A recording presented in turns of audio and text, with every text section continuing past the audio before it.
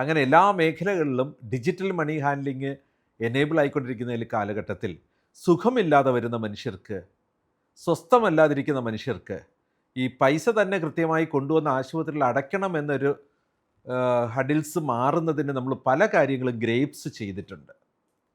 ഇന്ത്യയിൽ ആദ്യമായിട്ടൊരു hospital management system State Bank of India ആയിട്ട് ഇൻ്റഗ്രേറ്റ് ചെയ്ത് ഡയറക്റ്റ് പേയ്മെൻറ്റ് സിസ്റ്റം ക്രിയേറ്റ് ചെയ്തത് ഗ്രേപ്സ് ആയിരുന്നു. പിന്നീട് നമുക്ക് ICICI ബാങ്കിൻ്റെ ഡയറക്റ്റ് ഇൻ്റഗ്രേഷൻ വന്നു, HDFC വന്നു. പല ബാങ്കുകളും നമ്മൾ ഇൻ്റഗ്രേറ്റ് ചെയ്തുവെങ്കിലും വലിയ വോളിയം ബിസിനസ് ഉള്ള ഹോസ്പിറ്റലുകൾക്കാണ് ഈ ബാങ്ക് ഇൻ്റഗ്രേഷൻ പലപ്പോഴും പോസിബിൾ ആയിരുന്നു. എന്നാൽ നമ്മുടെ ചെറിയ ക്ലിനിക്ക് തുടങ്ങിയുള്ള വലിയ ഹോസ്പിറ്റലിനും ഒരുപോലെ ഉപയോഗിക്കാവുന്ന ഒരു സൊല്യൂഷനാണ് ഇപ്പോൾ നമ്മൾ ഇൻട്രൊഡ്യൂസ് ചെയ്യുന്നത്.